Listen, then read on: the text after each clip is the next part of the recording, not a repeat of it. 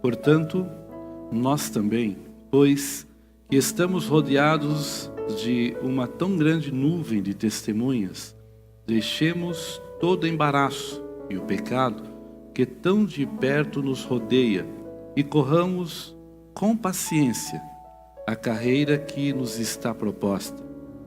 Olhando para Jesus, o autor e consumador da fé, o qual, pelo gozo que lhe estava proposto, suportou a cruz, desprezando a afronta, e assentou-se à destra do trono de Deus.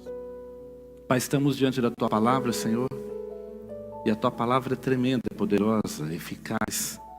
A Tua palavra, ela é profecia para os nossos dias.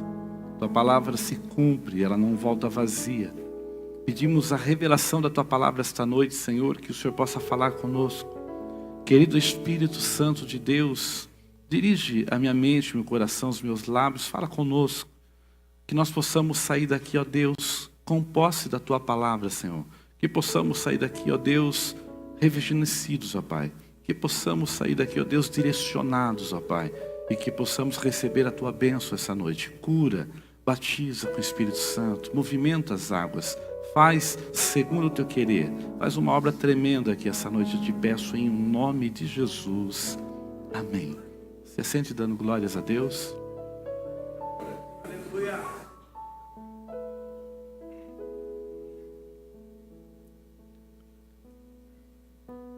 Carta aos Hebreus. Uma carta que muito me impressiona. Uma carta que fala muito ao meu coração. Uma das cartas que mais eu gosto de ler, e se você quer ter um resumo do Velho Testamento, leia a carta aos Hebreus. Na carta aos Hebreus você vai encontrar um resumo do Velho Testamento e mostrando ainda em todo o Velho Testamento Jesus como centro de todas as coisas. A carta aos Hebreus é discussão entre teólogos para dizer qual é o escritor dela. Alguns dizem que é Apolo, outros que é Áquila, outros até que é Priscila. Alguns são fãs dizendo que é de Paulo. Mas essa carta é uma carta que não deixou identificado quem é que escreveu essa carta.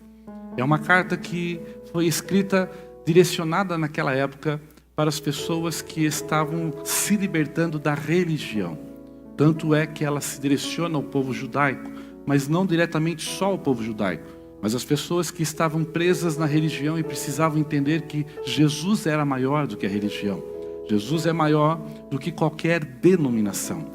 Jesus é maior do que qualquer tipo e princípio de fé que não seja estabelecida na pessoa dele, em Deus. Aqui a carta aos Hebreus dá alguns detalhes a respeito dos autores da fé, aqueles que foram homens de fé. No capítulo anterior, no capítulo 11, é um capítulo onde tem versículos que são chaves para a nossa vida.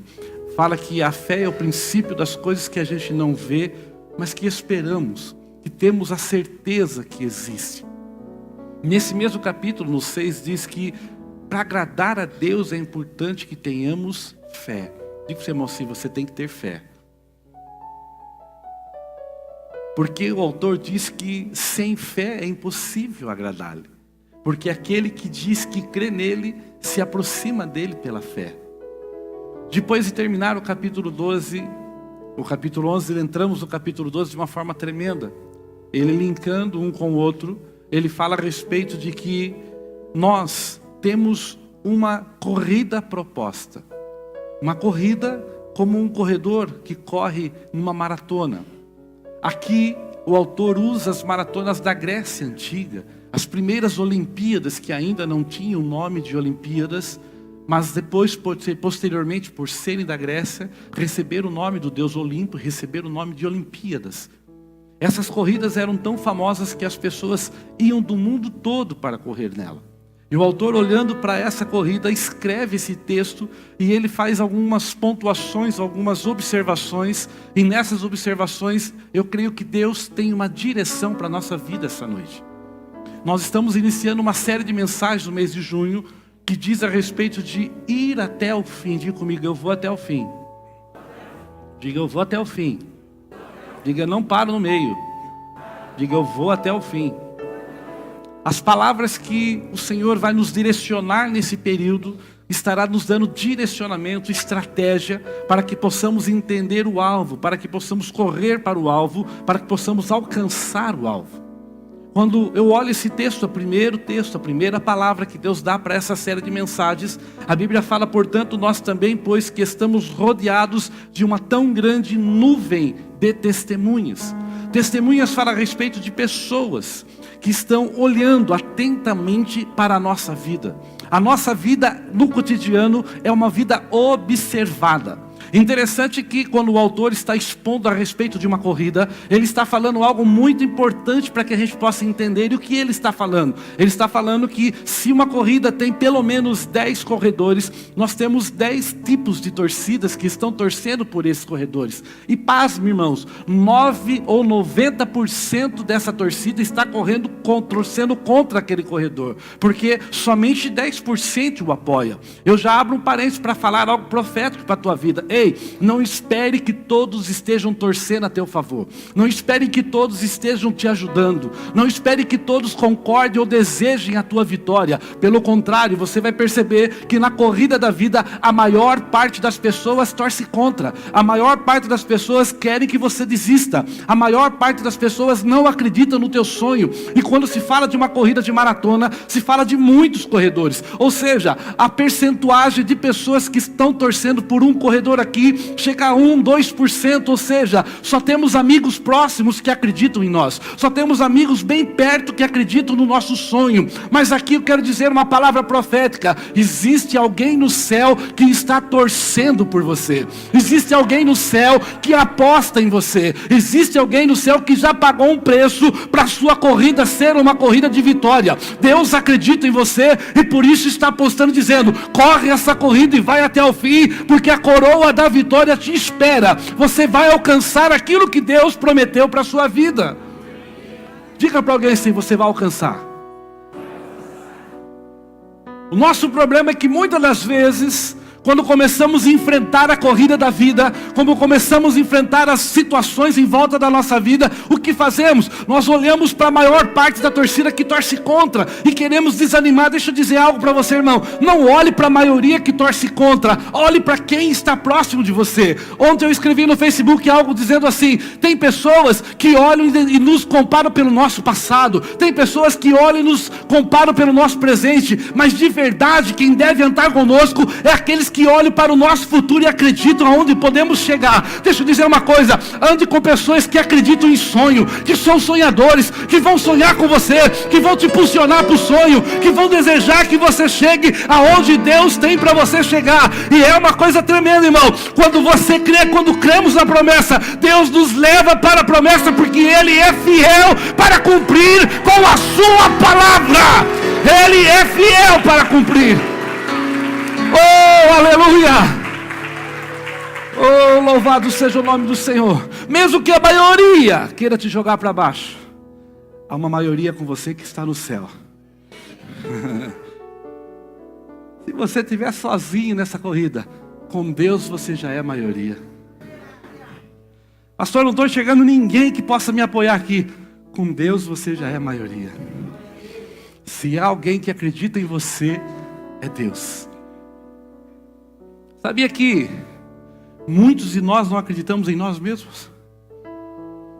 Sabia que quantas vezes Deus fala que vai nos direcionar, nos dar promessa, nos levar na direção da promessa, e quando olhamos o aspecto da promessa que Deus nos fez, olhamos para o aspecto da nossa estrutura financeira, da nossa estrutura emocional, da nossa estrutura de conhecimento, e falamos assim: eu não estou apto, eu não consigo chegar lá, eu não vou conseguir chegar até o final dessa corrida.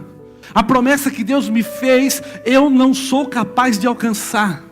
Deixa eu dizer algo para você: se acha que alguém que apostou na sua corrida não apostaria se não achasse que você chegava lá? Você acha que Deus faria uma promessa para a sua vida se Ele não acreditasse em você?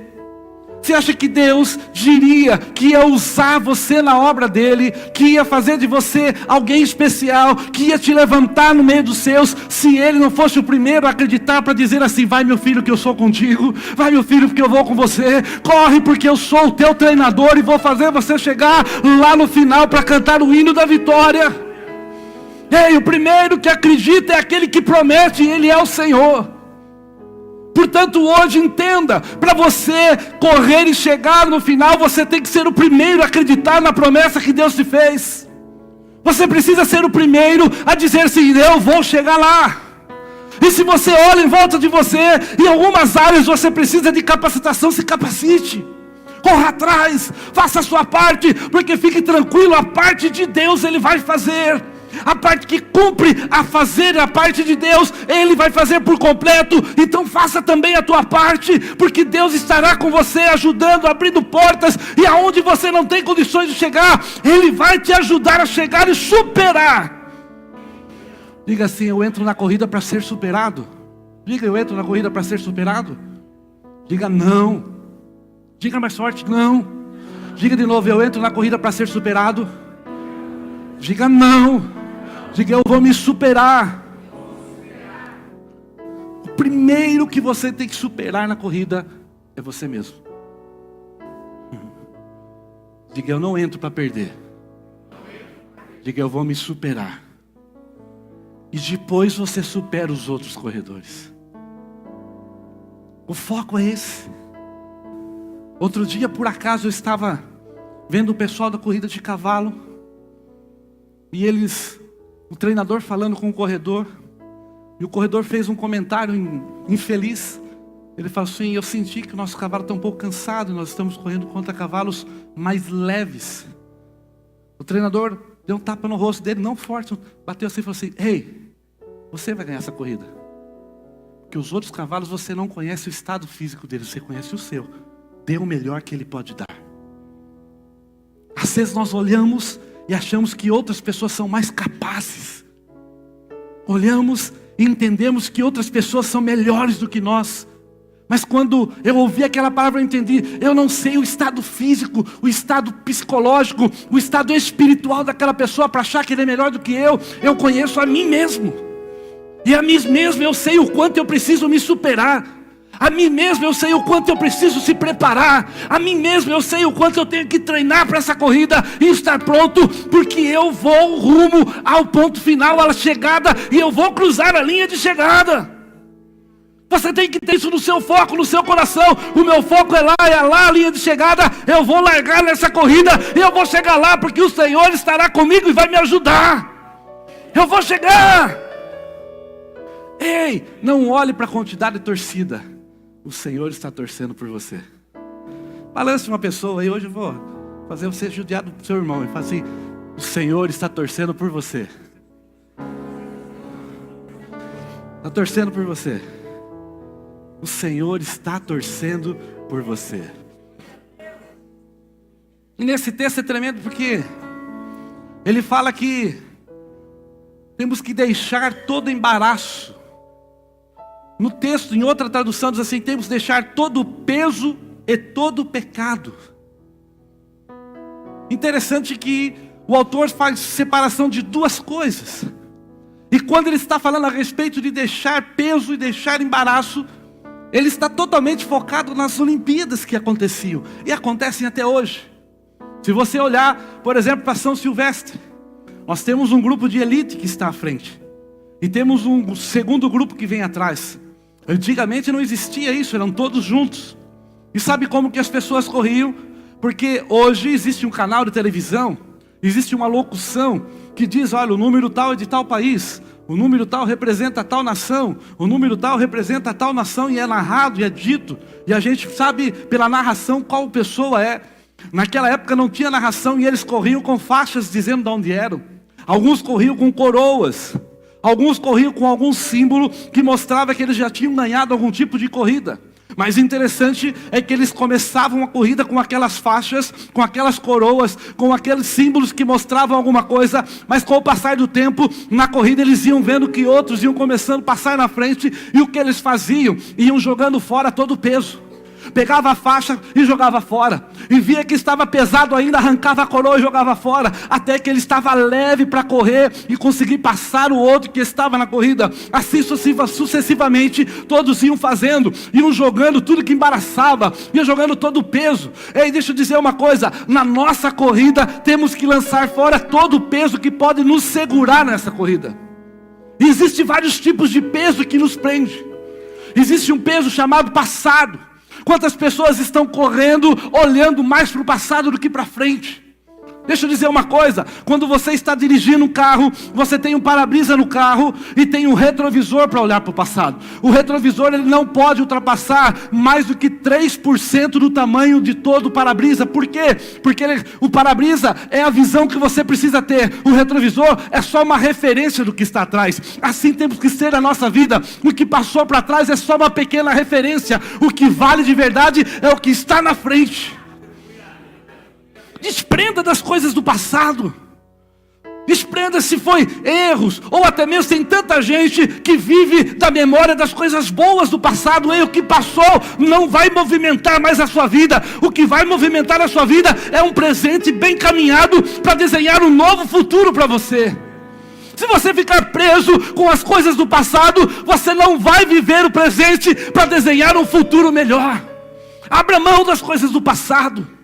Não fique preso, amarrado com coisas que estão arrastando você para trás. Ei, coisas novas Deus tem para você, vá em direção a elas. Coisas grandes Deus tem para você, vá em direção a elas. Abandone o passado, desamarre-se e siga para o alvo. Diga assim: meu passado vai ficar para trás.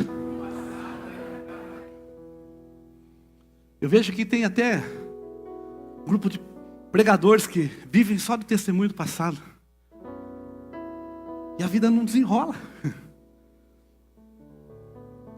A gente tem que começar a viver das coisas que Deus tem para frente. Quem tem promessa de Deus aqui? Esse é o seu foco.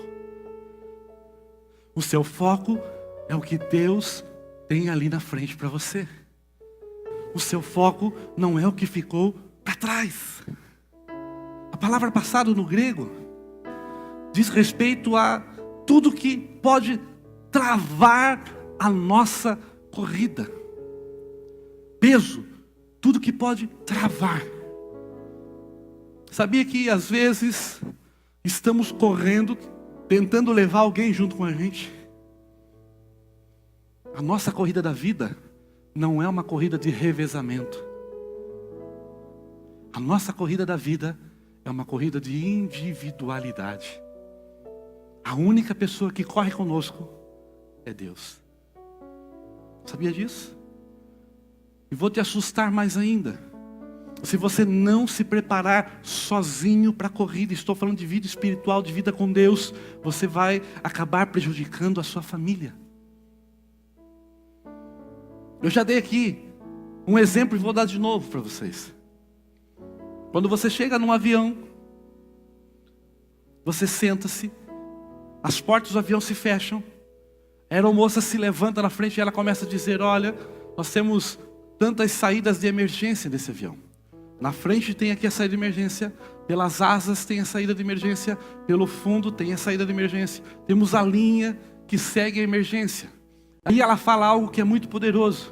Ela diz assim: em caso de despressurização do avião, vai cair uma máscara. Quando cair essa máscara, não tente ajudar ninguém antes de colocar a máscara em você mesmo. E o que ela está dizendo ninguém é não ajude o seu filho. Está dizendo ninguém é não ajude o seu pai que é idoso, ou sua mãe que é idosa. Quando fala não ajude ninguém, está dizendo porque se você não tiver condições de pôr a máscara, enquanto tenta colocar em alguém, a despressurização pode fazer você e ela desmaiar. Mas se você coloca a máscara em você, aí você está apto, está recebendo oxigênio para ajudar tantas quantas pessoas precisarem ser ajudadas. O que essa lição está dizendo? Ei, na vida espiritual você tem que estar bem, porque se você não estiver bem, ninguém vai estar bem perto de você. E às vezes nós tentamos arrastar todo mundo com a gente, mas a gente está sem oxigênio. A gente está tentando arrastar tanta gente com a gente, mas a nossa língua já está de fora.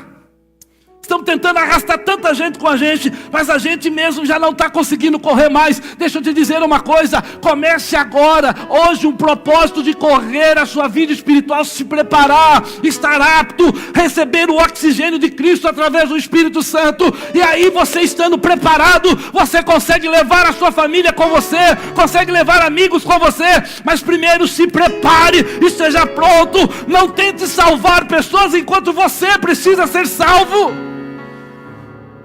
Não tente levantar enquanto você está caído. Se levanta. Se prepara. Vai para o foco.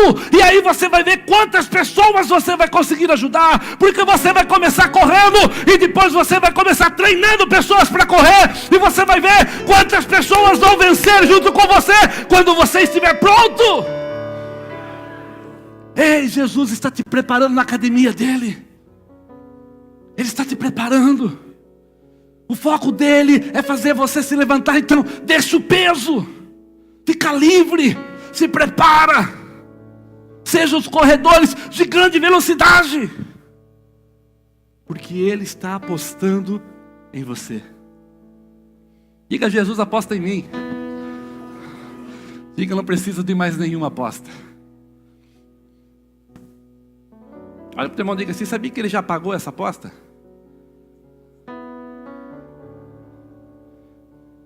E geralmente quando a gente faz apostas, depois que acaba a corrida, que vão lá receber, cobrar, né?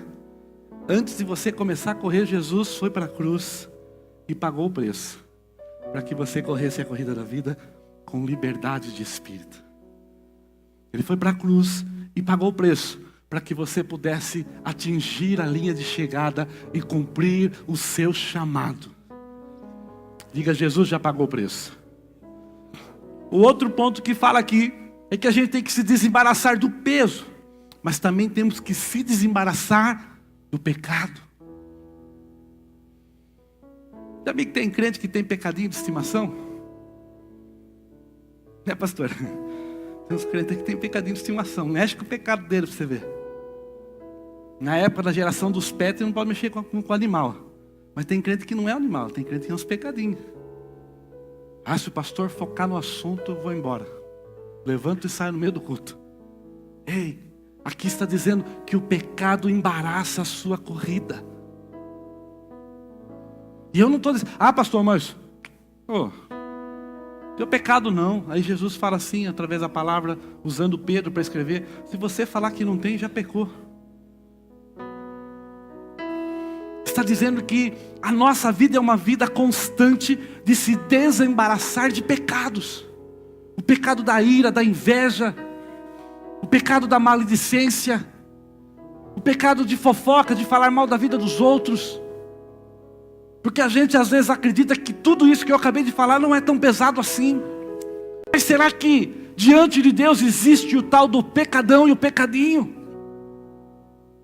Ou para Deus tudo é igual? Sabe o que eu quero dizer? É noite de nós refletirmos o que é que está nos segurando e nos prendendo para que a nossa corrida não seja de vitória. Ei, nós estamos entrando em um mês que eu quero ver muitos testemunhos acontecendo na vida de vocês. Estamos entrando no mês que eu quero ver Deus prosperando pessoas aqui, curando pessoas, fazendo milagres aqui. Estou orando por isso. Por quê? Porque você vai entender que você vai correr uma vida mais leve, vai deixar coisas, porque vale a pena, irmão. Deixa certas coisas na sua vida para você ver Deus preencher esse espaço com tanta coisa boa. Porque o que nos trava nesses pequenos pecados, ou nos pecados de estimação, é porque a gente acha que haverá um vazio depois. E a carne, irmãos, a carne ela é sustentada por prazeres. A carne ela é sustentada por prazeres. Por isso que Paulo diz que a nossa carne milita contra o espírito. Há uma batalha constante entre os dois. E essa batalha constante só vai ter um vencedor. Tem uma ilustração que eu vi uma vez, que alguém estava junto com um índio. E o índio fez uma palavra interessante, disse assim: eu sinto como se dentro de mim houvessem 2 cachorros bravos. Um cachorro bom e um cachorro mau. E esses cachorros brigam constantemente entre eles. E a pessoa dessa ilustração diz assim: mas qual é o cachorro que vence? E o índio disse: o cachorro que eu mais alimento, esse é o que vence. Qual é o cachorro que temos alimentado na nossa vida? O bom ou o mal? Porque disso depende uma corrida perfeita. Disso depende uma corrida leve. Porque muitas das vezes você está vendo tantas pessoas passarem na frente, e muitas vezes o que faz você atrasar a corrida é os pesos que você está carregando. E hoje é noite de você liberar esse peso. Hoje é noite de você correr leve. Hoje é noite de você ter uma nova corrida em Cristo. Hoje é noite de você ter uma vitória em Deus. Sair daqui com posse de vitória para a glória do Senhor. Hoje é noite de Deus fazer um milagre tremendo na sua vida. E Ele já começou essa obra, Ele já começou esse milagre, Ele já começou a operar na sua vida, desde o momento que você entrou nessa casa, porque Ele está te preparando para você sair daqui com posse de vitória essa noite. Ele está te preparando para uma corrida de vitória. Diga: eu vou correr para vencer. Diga: eu não vou entrar para perder. Olha o teu irmão, diga assim: você vai entrar para perder, irmão?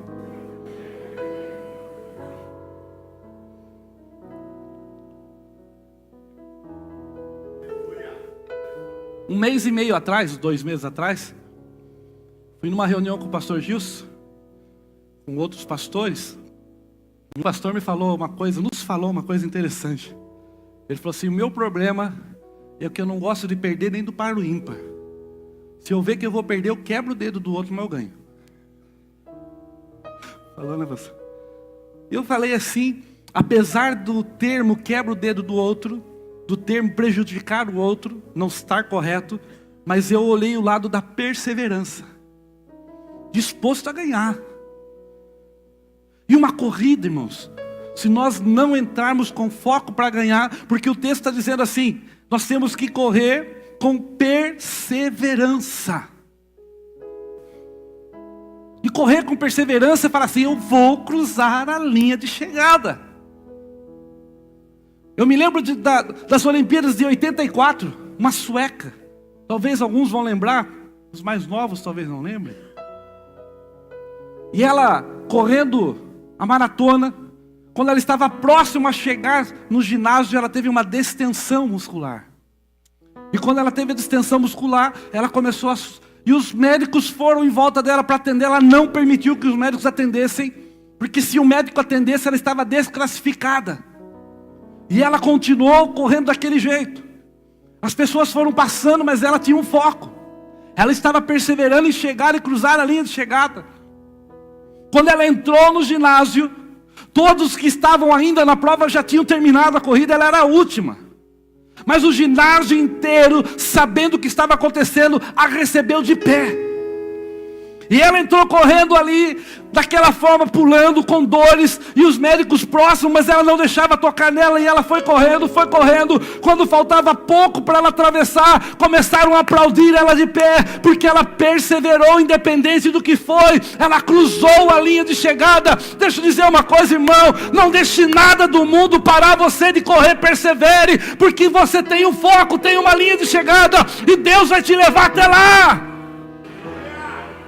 Quantas pessoas perseveram? Esses dias atrás também vi um outro vídeo de um outro corredor. E esse corredor estava correndo e também teve uma distensão. Mas ele não queria parar, ele não conseguia. O pai dele que o treinava entrou, o abraçou, colocou o braço dele e correu junto com ele, levou ele até a linha de chegada. Ei! Nós temos que ser um dos dois, ou aquele que vai correr manco, tropeçando, mas vai alcançar, ou nós vamos ser aquele que vamos abraçar quem está manco e vamos ajudar a chegar, mas nós vamos cruzar a linha de chegada, porque somos uma família em Cristo. Persevere, perseverança vai te levar à vitória. Ah, pastor, está difícil. Ei, se fosse fácil, irmão, nem a corrida de maratona do Xbox é fácil. Bobeou, alguém ganha de você. Você só usa o dedo. Não tem nada fácil na vida, irmão. Mas tem recompensas no final. Não tem nada fácil. Mas o Deus que te prometeu está te esperando na linha de chegada para te entregar a tua vitória. Cada promessa é uma corrida. Fazemos uma maratona aqui, participamos de uma Olimpíada ali, participamos de uma outra corrida aqui. A nossa vida são assim. Cada foco que nós temos, cada direção que Deus nos dá, são corridas que temos que correr. E nós vamos correr e enfrentá-las e vamos vencê-las. Deus vai nos capacitar. Não deixe o tempo cansá-lo. Não deixe as circunstâncias cansá-lo. Pelo contrário, beba um copo da água do Espírito e siga em frente para a vitória que Deus tem para você. Não pare. Hoje é noite que o Senhor está dizendo: você vai até o fim, você vai conseguir.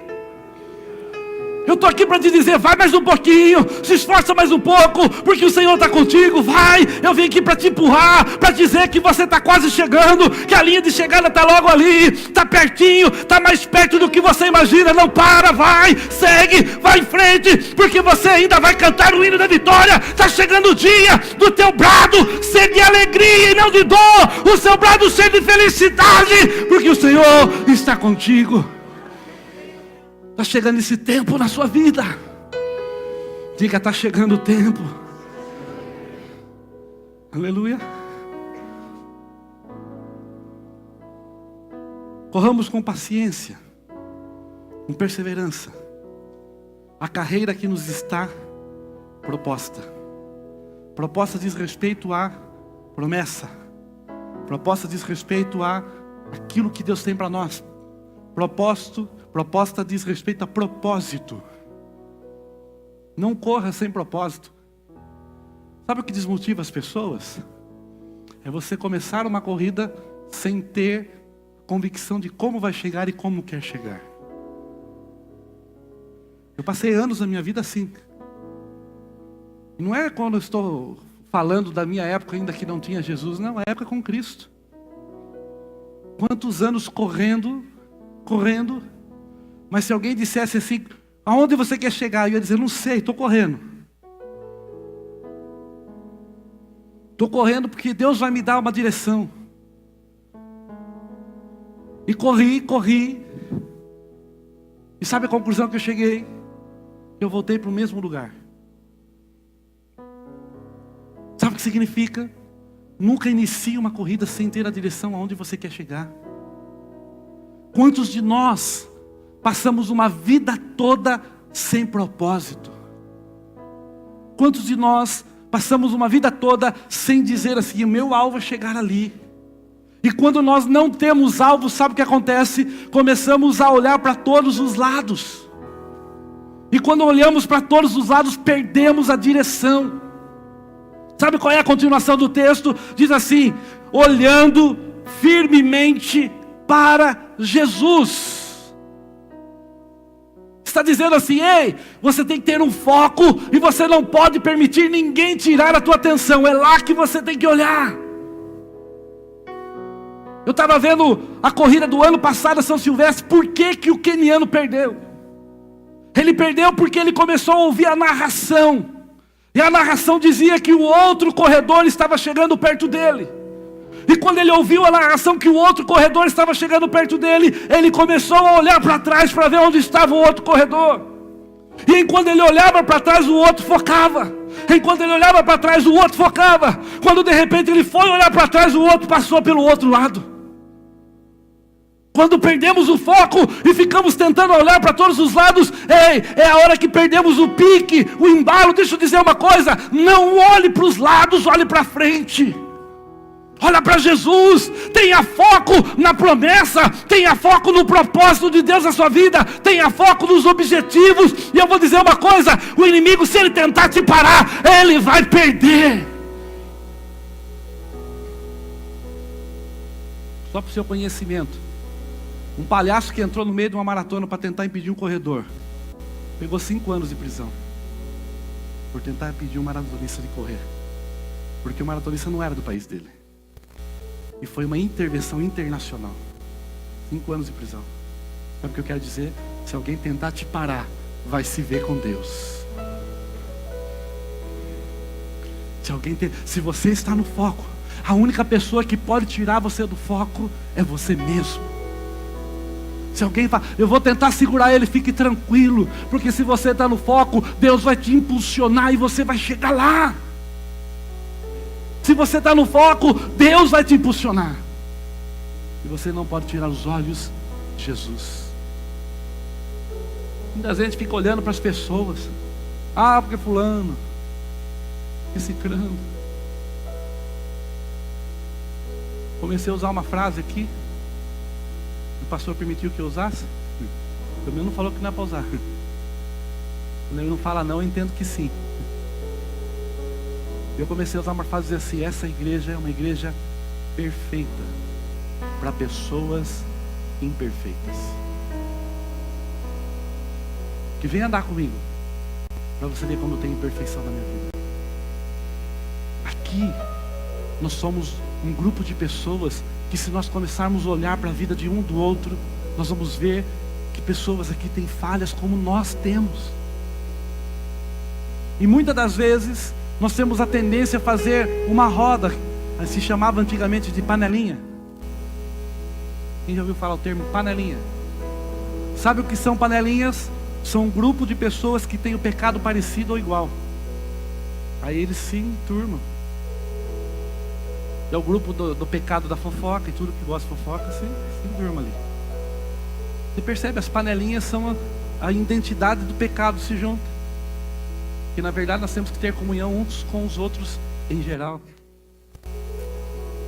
E é essas horas que nós começamos a ver o pecado diferente do outro. Não é que eu não tenho pecado. A minha tendência é olhar o pecado diferente. Eu enxergo que é diferente. Isso eu não faço, isso é pecado.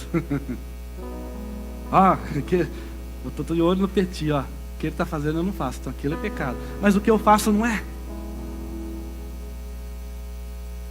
Todos somos imperfeitos. Não estou dizendo que o Petit é mais pecador não, viu? Só usei um exemplo. Todos nós somos imperfeitos.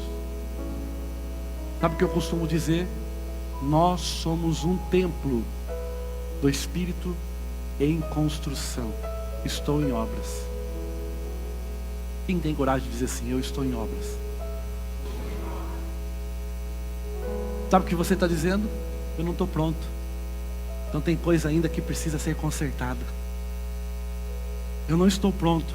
Ainda tem áreas da minha vida que precisam ser regulamentadas, corrigidas. Há direcionamentos que eu preciso ainda acertar, mas eu vou acertar e vou acertar o foco. Porque é para isso que a palavra vem na nossa vida, para nos ajudar a acertar o foco, dar direcionamento para a gente chegar na linha de chegada com vitória. Porque o que Deus tem para nós é vitória. É recorrigir a direção. Você vai chegar lá. Um tempo em edificação, irmãos. Que quem começou a boa obra é fiel para terminá-la. Sabe o que eu estou fazendo quando eu falo de alguém? Quando eu chego, arrumo uma rodinha para falar assim: você viu o Jorge? O Jorge está fazendo isso. Eu estou dizendo: o Espírito Santo não é capaz de terminar a obra na vida dele. Porque quando eu critico alguém que está em obra e em alguma área da vida que ainda não está acabada, eu estou dizendo que o Espírito Santo não vai acabar. Então eu tenho que tomar cuidado quando eu vou falar de alguém que está até mais fragilizado ou com mais problemas do que eu. Porque muitas das vezes você pode estar aí na esfera da pintura, está aí no final do acabamento, mas tem algumas pessoas que ainda estão construindo seus tijolos, e nós precisamos ajudá-los nessa construção, para juntos terminarmos o edifício santo, porque Paulo disse: nós somos pedra viva na construção do edifício santo do Senhor. Fazemos parte do mesmo templo. Tem até uma música que o pessoal cantava antigamente. Outro dia eu estava numa vigília, do pandeiro e pá. E eu meio de braço cruzado assim, o pastor se incomodou. E o pessoal cantando e eu, aleluia, glória a Deus. O pastor se incomodou. Ele não esperou acabar o culto. Ele falou para mim: pastor, eu vi que você está incomodado com essa música. Eu falei: tô. Por que está incomodado? Porque eu não canto essa música. Por que você não canta? Está dizendo assim: quebra o vaso, Jesus. Eu vou mandar Jesus me quebrar? Pode ser que esteja faltando só a pintura, e eu vou dizer: quebra de novo e começa tudo de novo? Aqui, ó. Porque o que cantamos é uma oração. E os irmãos tudo, quebra o vaso. Aí não sabe que a vida fica tudo arrebentada. Às vezes o vaso está pronto já. Jesus só fala: vou fazer só o desenho de uma florzinha aqui no vaso. Quebra o vaso, Jesus. Tá bom. Vamos começar de novo. Olha para o teu irmão e diga assim: você quer começar de novo? Diga para ele assim: não canta o negócio do vaso não. Que nós não sabemos em que área estamos acabados, em que ponto estamos. Mas uma coisa é certa: há um construtor preparando essa obra. Há um construtor trabalhando nessa obra. E esse construtor se chama Jesus. Diga: minha vida é feita pelo melhor arquiteto, pelo melhor engenheiro. Diga: minha vida é feita por Deus. Agora você pode dizer assim, diga assim: eu sou perfeito aos olhos do Pai. Isso serve para você que às vezes olha no espelho e diz assim: eu sou tão feio.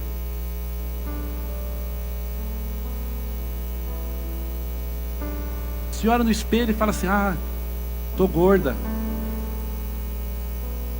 Outro dia a Sibeli sempre fala assim: tô gorda. Eu falei: não tá. Tô gorda, não tá. Tô gorda, não tá. Daí um dia eu cansei. Tô gorda. Eu falei: tá, meu, tá com a barriguinha. Aí, mas quem tá falando? Eu falei: ué, se eu falo, briga. Você é uma obra-prima de Cristo. Você é uma obra-prima da mão do Senhor. Deus está cuidadosamente traçando os planos para a sua vida, cuidadosamente trabalhando na sua vida, cuidadosamente fazendo algo tremendo na sua vida. Ei, fique tranquilo, Ele está cuidando de tudo, dos mínimos detalhes. Ele vai abençoar você nos mínimos detalhes. Grandes coisas o Senhor vai fazer por você. Diga assim: grandes coisas o Senhor vai fazer pela minha casa, pela minha vida, em nome de Jesus. Profetize para algumas pessoas, diga assim: grandes coisas Ele vai fazer. Oh, aleluia!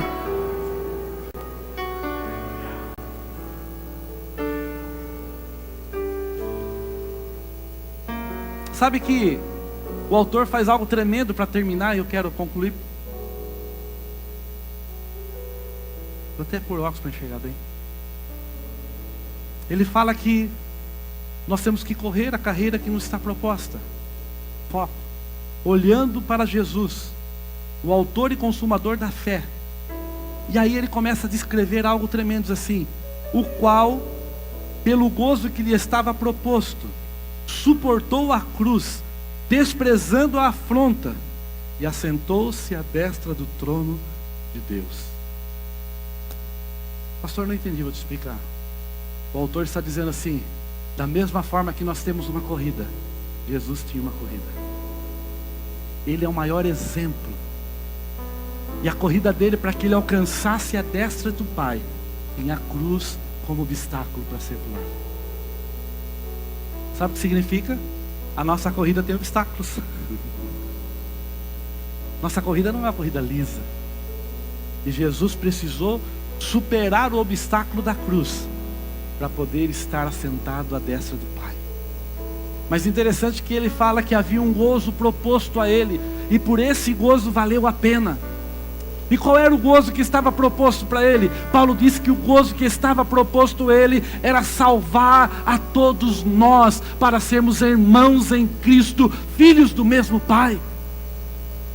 O gozo dele era ver você hoje à noite aqui. Parece que não, mas tinha um encontro marcado com você para essa palavra. O que estava proposto, e eu vejo algumas pessoas fazendo uma exegese que eu acho interessante. Porque quando Jesus está no Getsemane, e ele fala: se possível afasta de mim esse cálice. No versículo em que nós lemos, a frase termina no mesmo versículo: Mas quando você vai para o texto original, existem duas colocações separadas.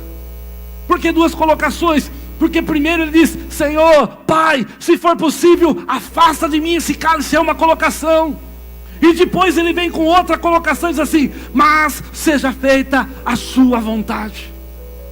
Quando lemos parece que está tudo junto, mas na verdade está parado. E algumas pessoas fazem uma exegese de que quando ele fala, se possível afasta de mim esse cálice, é como se ele tivesse uma visão e visse tudo o que ia acontecer, quantas pessoas seriam salvas. Então ele diz assim: seja feita a tua vontade, porque vai valer a pena.